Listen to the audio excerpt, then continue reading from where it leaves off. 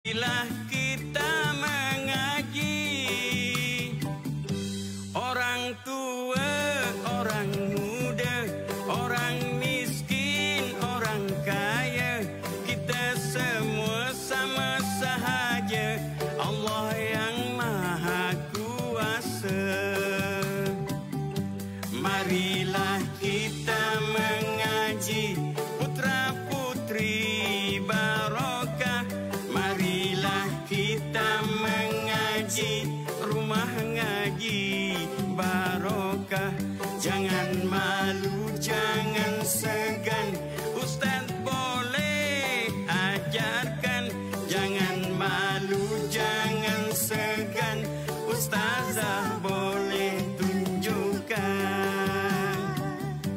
Marilah kita mengaji, ikut sunnah Rasulullah. Marilah kita mengaji, ikutlah perintah Allah. Marilah kita mengaji, ikut sunnah Rasulullah. Marilah kita mengaji, ikutlah perintah Allah.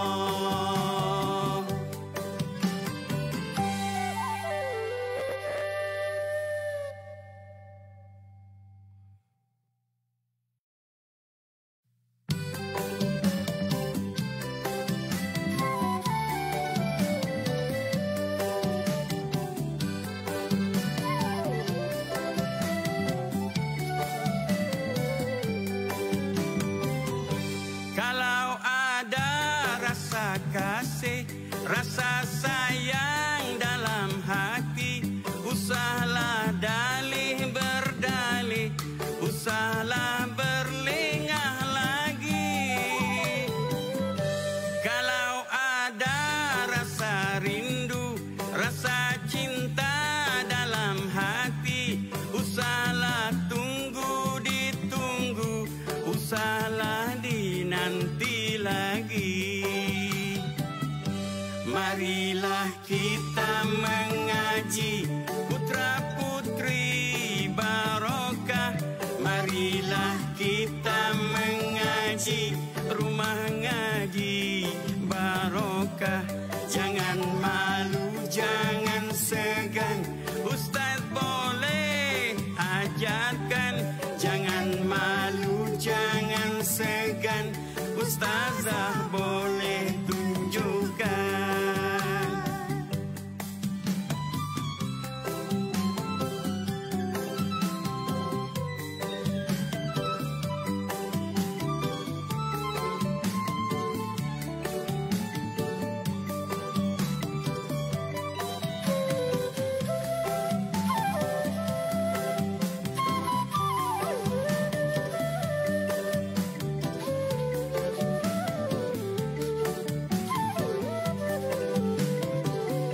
Wahai saudara-saudari, kawan karib teman sejati, ibu bapa anak istri, marilah kita mengaji.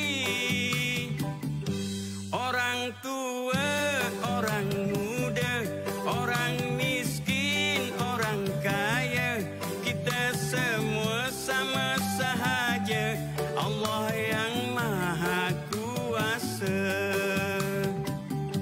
Marilah kita mengaji, putra putri barokah.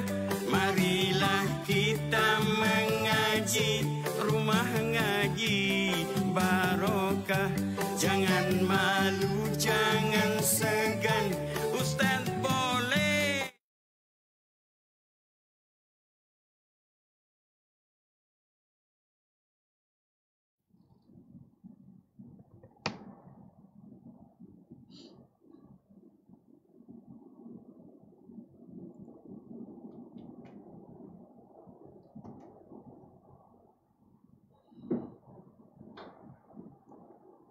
Assalamualaikum warahmatullahi wabarakatuh.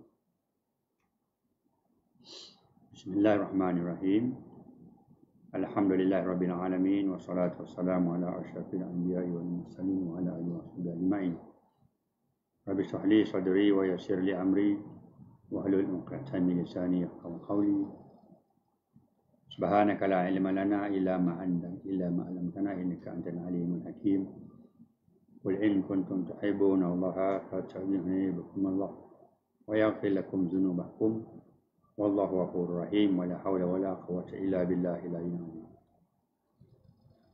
Pertamanya kita bersyukur dapat lagi kita bersama pada petang ini. Dan apa khabar semua tuan-tuan dan puan? Harap hari ke-10 berpuasa ini tuan-tuan masih segar dan bertenaga. Dan hari ini merupakan hari ke-47 kita PKP. Dan insya-Allah kita akan terus melalui masa-masa yang akan kita hadapi berhadapan dengan COVID-19 ini. Tuan-tuan puan, mari kita sama-sama mengucapkan tinggi kesyukuran kepada Allah SWT kerana dengan limpahan kurnia ini dapat lagi kita bersua setelah mungkin semalam saya tidak dapat habis bersama tuan-tuan kerana tidak begitu kesihatan tidak begitu mengizinkan. Dan hari ini pun yang mengikutkan begitu pun saya juga tidak begitu sihat sepenuhnya, tetapi mari sama-sama kita menggunakan sebaik-baiknya ruang media sosial ini untuk kita membuka ruang medan dakwah. Mari kita menggunakan media sosial ini sebagai medan dakwah kita, dan kerja kita ialah balighu anni walau ayat. Nabi kata begitu. Sampaikanlah kepadaku walaupun dengan satu ayat. Mungkin kita tak mampu untuk pergi ke mana-mana. Dan situasi begini, kita tak boleh bergerak, kita tak boleh pergi mengadakan program, aktiviti dan sebagainya. Maka kita gunakan media sosial ini untuk kita mengembangkan media dakwah kita dan sama-sama kita berdakwah. Dan kita menggunakan media sosial ini sebagai alat untuk kita mencari pahala sebanyak-banyaknya. Dan dengan ada media dakwah ini bukan hanya sekadar di tempat kita, ataupun di keliling kita, bahkan ia boleh sampai ke seluruh pelosok dunia yang ada rangkaian media sosial ini, tuan-tuan. Jadi ambil kesempatan ini sama-sama kita share. Terima kasih tuan-tuan dan puan yang menonton. Terima kasih bersama dengan saya. Dan yang pertama-tamanya kita nak share. Ini bermakna bahawa kita juga berdakwah. Kita juga sebagai penyampai tazkirah. Kerana dengan sebab kita ada orang lain yang boleh menonton. Dan mungkin mereka tidak dapat menonton pada ketika ini secara terus ini, tetapi mungkin insya-Allah ketika mana mereka berada dalam keadaan yang lapang, mereka dapat membuka dan melihat bahawa ada kepentingan untuk mereka melihat dan bersama-sama dengan kita. Seperti biasa kita ucapkan terima kasih kepada tuan-tuan puan yang share, yang komen, yang beri pandangan dan sebagainya.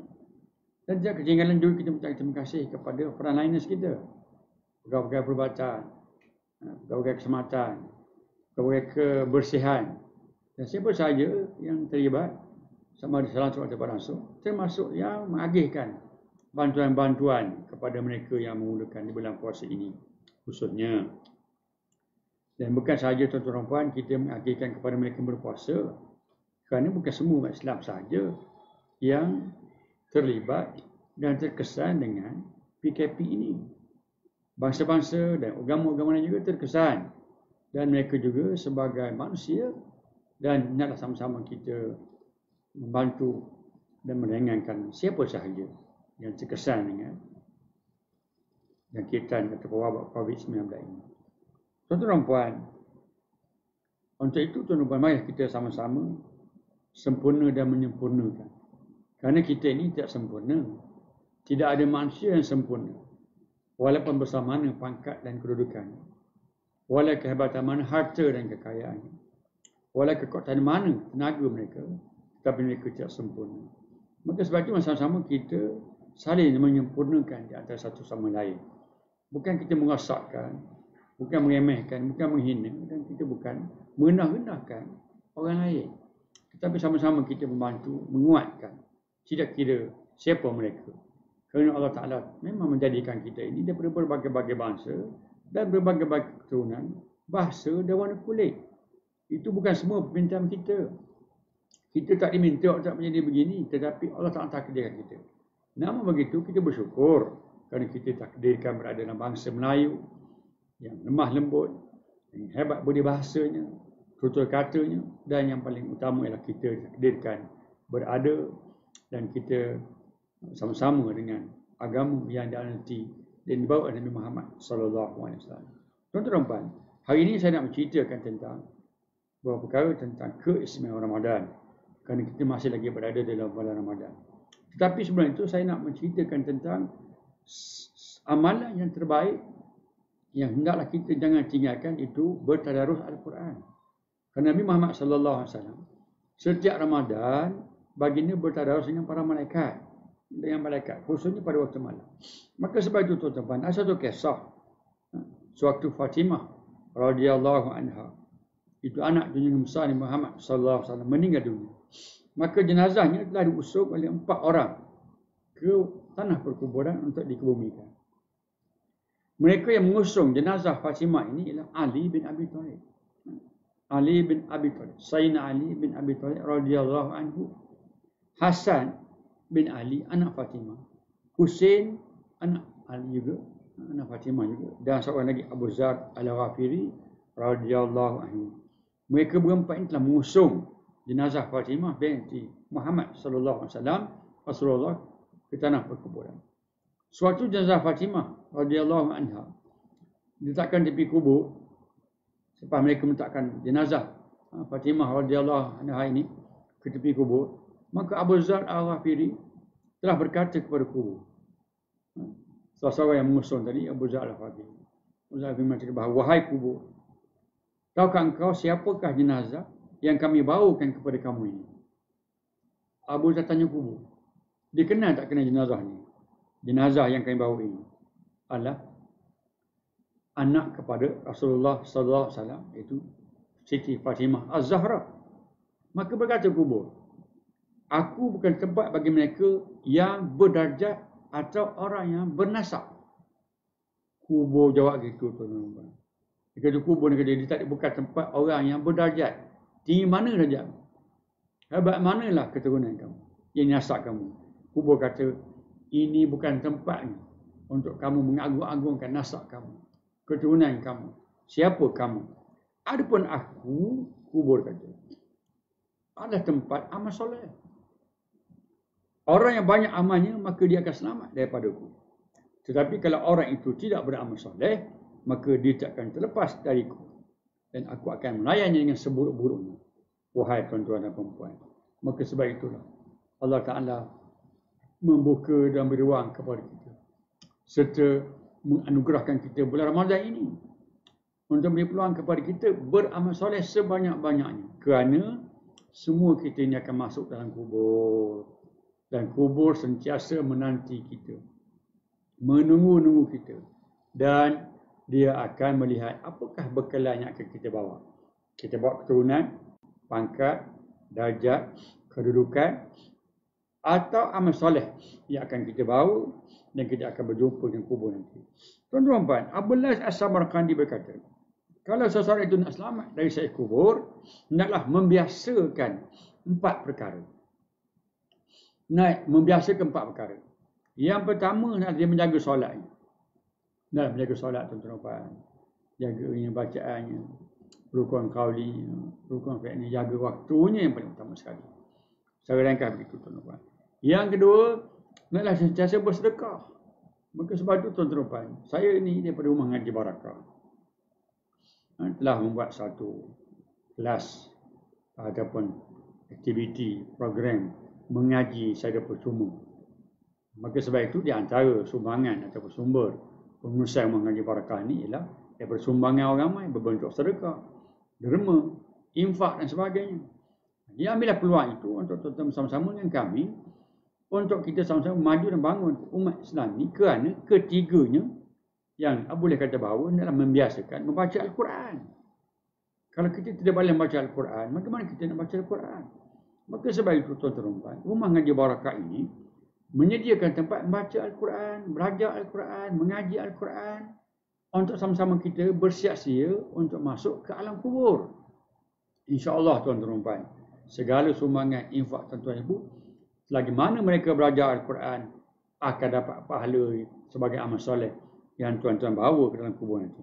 Dan yang keempat, hendaklah dia banyakkan membaca tasbih, kerana dengan membaca tasbih, dia akan dapat menyinari kubur dan melampaukannya. Tuan-tuan dan puan, maka sebab itu tuan-tuan dan puan, untuk itulah kita pada Rumah Ngaji Barakah ini menyediakan untuk kita membaca Al-Quran. Di mana orang belajar dan orang mengajar Al-Quran sebaik-baik amalan. Daripada Uthman bin Affan radhiyallahu anhu telah berkata, Sallallahu alaihi wasallam bersabda, sebaik-baik manusia di antara kamu ialah orang yang mempelajari Al-Quran dan mengajarnya kepada orang lain. Tuan-tuan dan puan, hadis ini Uthman bin Affan direkodkan Imam Bukhari. Imam Bukhari yang meriwayatkan hadis ini. Maka sebab itu tuan-tuan, Rumah Ngaji Barakah ini menyediakan peluang dan ruang kepada siapa sahaja untuk belajar di sini dengan secara percuma. Dan juga memberi peluang kepada tuan-tuan dan puan yang berada, yang mungkin hartanya berlebihan sebagainya, bersama-sama menyumbang dalam bentuk sedekah, derma, infak dan sebagainya. Maka sebab itu tuan-tuan dan puan, hari ini saya nak membincangkan terus berhubung dengan kehebatan dan keistimewaan bulan Ramadan. Kita sebut bahawa yang pertamanya Sayyidul Syahrul, penghulu segala bulan, bulan turunnya Al-Quran. Dan tuan-tuan dan puan, iaitu bulan Ramadan juga merupakan bulan yang istimewa kerana dia sebagai bulan Quran, Syahrul Quran. Bulan Syahrul Quran. Tuan-tuan, sebab bahawa bukan sahaja semata-mata kita berpuasa Syahrul Syam, bukan sahaja semata-mata dia Sayyidul Suhur, penghulu segala bulan, tetapi dia juga merupakan bulan Al-Quran. Selain pada bulan puasa, Syahrul Syam, dia juga adalah bulan Quran, Syahrul Quran, di mana Allah Ta'ala sebut dalam surah Al-Baqarah ayat 185, yang maksudnya bulan Ramadan diturunkan Al-Quran. Syahrul Ramadan unzilah fil Quran, turunkan padanya Al-Quran sebagai hudan kepada manusia, petunjuk linnas, dan keterangan-keterangan tentang petunjuk dan pemisah di antara hak yang batil. Tuan-tuan dan puan, kalau kita mahu mencari kebenaran, kalau kita mahu mencari perkara yang betul, nah kita rujuk pada Al-Quran. Hari ini kita berbalah, terutama sekali bab politik, kita berbalah. Kita berbalah tentang hala tuju. Kita berbalah tentang kumpulan, kelompok. Kita berbalah puak, parti-parti dan sebagainya. Tetapi tuan-tuan dan puan, apa sumber rujukan kita?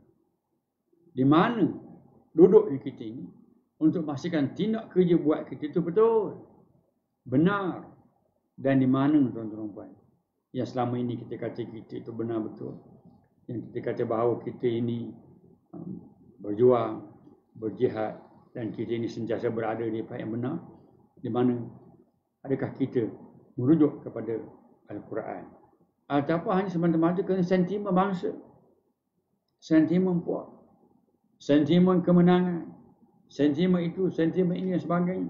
Maka sebab itu tuan-tuan, Al-Quran ni Allah Ta'ala turunkan dalam bulan puasa. Bulan kita berpuasa, kita sedang berpuasa, iaitu bulan Ramadan, iaitu bulan turun Al-Quran, dan ianya sebagai keterangan kepada manusia di antara pemisah yang benar ataupun yang hak. Sebab itu tuan-tuan, ada kami kesempatan bulan Ramadan yang mulia ini, bulan Ramadan yang penuh dengan keberkatan, Ramadan Karim. Bersama-sama kita membaca dan mengaji Al-Quran, kita bertadabbur, kita membaca maksud, makna dan sebagainya. Tazkirah. Sekarang tuan-tuan mungkin kita ada bertazkirah di rumah. Nah, sebab apa? Sebab kita tidak dibenarkan berkumpul di masjid ataupun di surau. Jadi tuan-tuan, tak perlu kita mengejar untuk khatam Al-Quran. Tak perlu. Yang penting kita bertadarus, bacaan kita betul, dan kita faham Al-Quran, dan kita baca bersama keluarga kita. Kita sebagai seorang ayah mengetuai bacaan Al-Quran bersama-sama anak isteri. Mereka menyemak bacaan kita menyemak jawapan mereka. Lepas tu kita bacalah sedikit banyak tafsir. Buku tafsir banyak. Tuan-tuan boleh lihat mana-mana sahaja. Dalam internet pun ada sebagai rujukan kita. Jadi kita gunakan media sosial ni ataupun gadget ni, handphone kita yang smartphone ni, untuk kita meraih pahala sebanyak-banyaknya. Maka sebab itu tuan-tuan, Al-Quran ni sebagai tempat petunjuk. Jadi bukan kita nak kasi khatam tu, kita nak bertadarus. Bertadarus dan kita memahami dan kita tahu di mana betul salahnya kita Islam ini. Ibadat kita betul ke tidak? Sembahyang kita, puasa kita, kerja buat kita, tidak kita rujuk kepada Al-Quranul Karim. Kerana Ramadan ini bulan Al-Quran. Nabi SAW bersabda, puasa dan Al-Quran memberi syafaat kepada para hamba-Nya pada hari kiamat. Tuan-tuan dan puan, bukan saja Al-Quran ini dia membicarakan dan beri tahu kepada kita tentang perkara-perkara yang benar, yang salah, yang batal, yang sah, yang kufur dan iman, yang halal dan haramnya. Tetapi tuan-tuan dan puan, seperti kita sebut tadi bahawa 4 perkara kita amalkan, di antara majlis Quran, selamat dan kubur. Maka Nabi kata bahawa Quran ini sebagai syafaat pada hari kiamat. Tuan-tuan dan puan, sebab itu mengaji barakah ini menyediakan tempat baca Quran. Kerana tak sebut pangkat, Nabi sebut pangkat ya syafaat pada kita pada hari kiamat, tak sebut kedudukan, bukan syafaat. Harta sebanyak-banyak tidak, tetapi Al-Quran. Jadi kita gunakan pangkat kita, kita gunakan kedudukan kita, kita gunakan harta benda kita untuk sama-sama memartabat dan meninggikan darjat Al-Quran ini. Kalau kita tak ada baca, kita minta orang boleh baca. Orang baca ni sebab kita mengindiakan tempat bacaan Quran, insya-Allah kita dapat juga manfaatnya. Maka sebab itu tuan-tuan, Nabi sebut bahawa Al-Quran ini memberi syafaat kepada hamba-Nya pada hari kiamat. Puasa berkata, wahai Tuhanku, aku telah menghalangnya bermakan dan minum serta mengikuti syahwat pada siang hari. Maka izinkanlah aku memberi syafaat kepadanya. Puasa bagi syafaat. Puasa kata bahawa dengan sebab aku puasa kata bahawa mereka ni tak makan dan tak minum. Dengan sebab aku mereka ni tak makan dan mereka ni tak minum. Maka mereka juga bukan saja tak makan tak minum, mereka juga menjaga syahwat mereka. Maka sebab itu tuan-tuan, puasa kata bahawa izinkan aku memberi syafaat kepadanya. Maka sebab itu tuan-tuan, kita berpuasa sungguh-sungguh. Kita berpuasa ni, kita berpuasa sungguh-sungguh. Jangan berpuasa hanya sekadar tidak makan, tidak minum, letih saja sampai menunggu buka puasa. Lepas tu kita tidak menghayati puasa dengan baca Al-Quran. Maka sebab itu tuan-tuan puan, sepanjang hari puasa ini, dalam musim PKP ni kita tak boleh ke mana-mana, maka kita menghabiskan masa dengan membaca Al-Quran. Tidak apa mengangkat-angkat baca. Yang penting kita baca Al-Quran. Ada orang tanya, boleh tak baca Quran Rumi? Bacalah. Yang penting kita baca. Walaupun tak boleh, tapi tidak ada alternatif pilihan, kita baca juga. Maka sebab itu tuan-tuan, kalau tak boleh kita baca mana-mana surah yang kita hafal, walaupun pendek.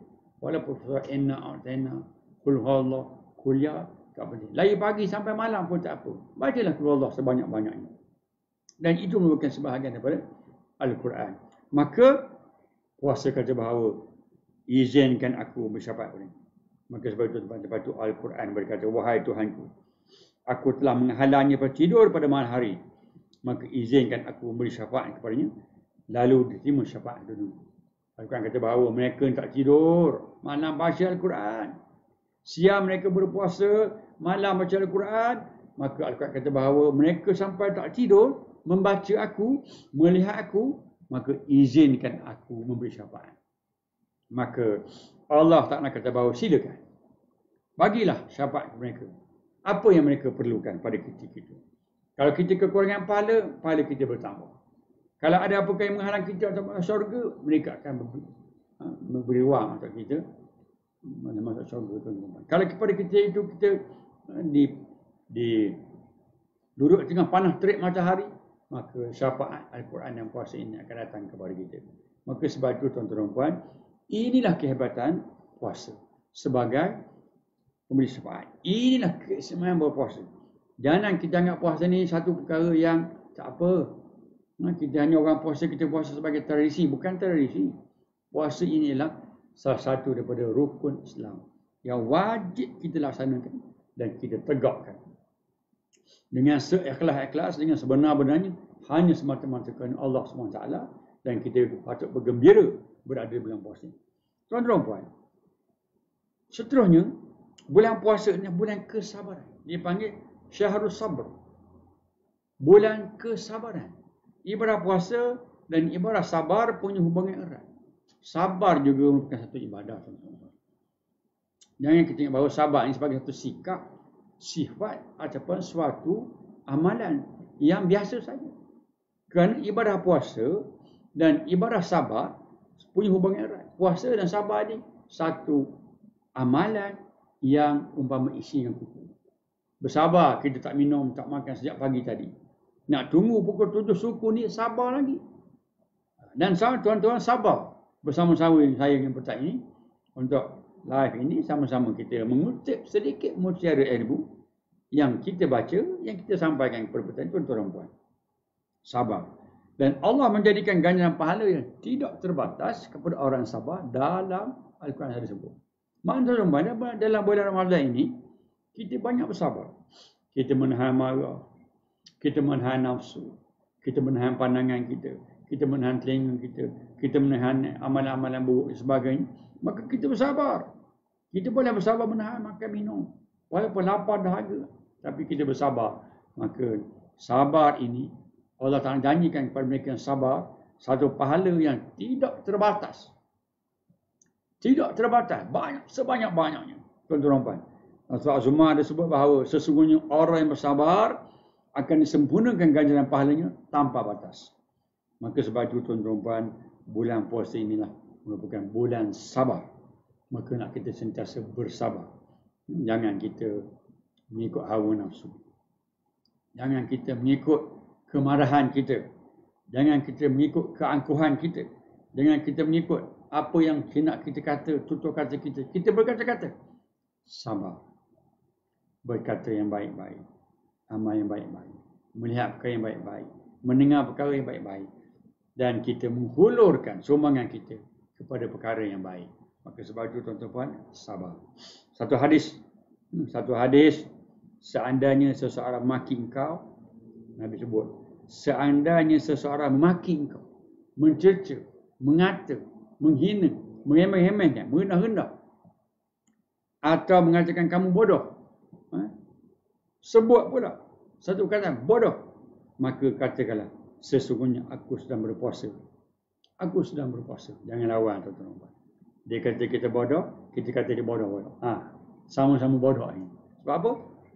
Dia bodoh ke kita, kita bodoh ke dia. Sama-sama bodoh, jadi dua bodoh.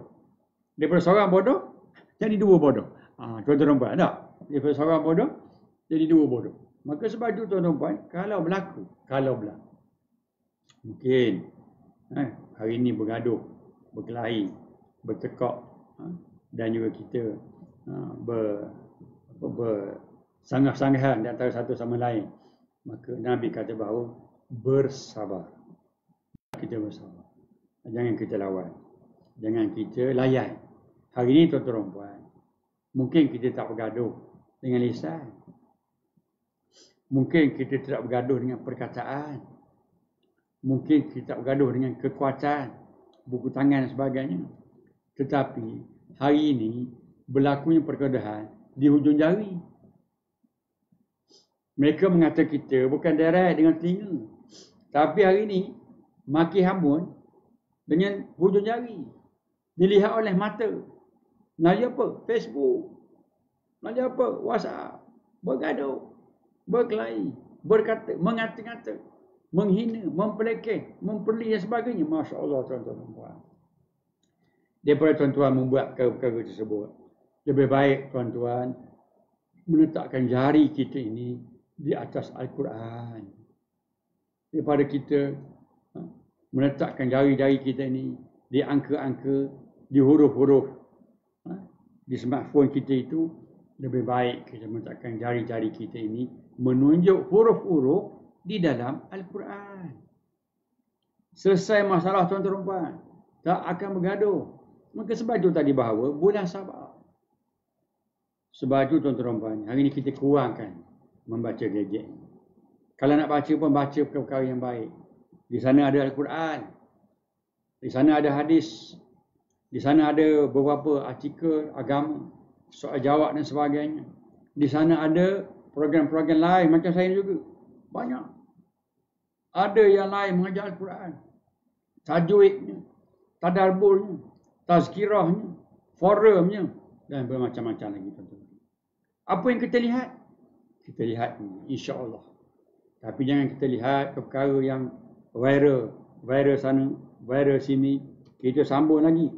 Kita forward, kita viral, kita share, kita tompas kaki. Habis tuan-tuan pahala kita. Batal pahala kita. Bukan batal puasa. Puasa dia tak batal.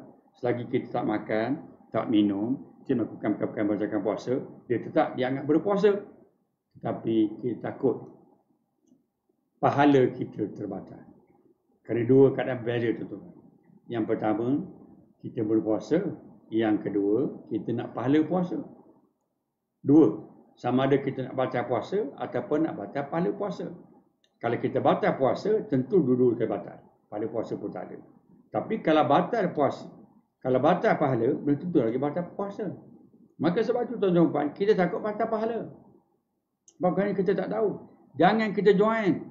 Jangan kita bersama-sama dengan mereka yang suka mengadu domba, buat provokasi dan juga membayarkan perkara fitnah. Fitnah ni tuan-tuan membakar pahala. Fitnah ni membakar pahala. Umpama api daun kering. Habis pahala kita. Sejak kita lahir, kita balik sampai hari ini, kalau kita membayarkan fitnah, maka habis pahala kita tuan-tuan. Yang tinggal dosa. Maka sebab itu dalam bulan puasa ni, kita mengambil kesempatan mengaut sebanyak-banyaknya pahala. Mengaut sebanyak-banyaknya pahala. Di antaranya lah membaca Al-Quran. Di antaranya lah bersedekah dan menerima. Jangan sekali-kali kita meninggalkan amalan yang tuan-tuan puan. Membaca Al-Quran dan bersedekah. Maka sebab itu tuan-tuan, inilah dua di antara dua amalan yang akan menyelamatkan kita daripada mahsyar besok. Sampai kita diiringi masuk syurga Allah Subhanahu Wa Taala. Jangan kita membuang masa, jangan kita mensia-siakan kehidupan kita ini dengan mengata-ngata, memfitnah, apa lagi sekarang dipanggil mengumpat. Yang sebab ini membawang. Bukan membawang, tuan-tuan. Mendaging. Kerana orang mengumpat ini, umpama dia makan daging saudara kandung sendiri. Maka sebab itu tuan-tuan, sabar. Biarkan mereka. Jangan kita layan. Jangan kita sambung. Jangan kita duk jawab. Kalau kita sama-sama mereka, maka kita tak sabar. Maka sebab itu, Nabi kata bahawa seandainya orang maki kamu.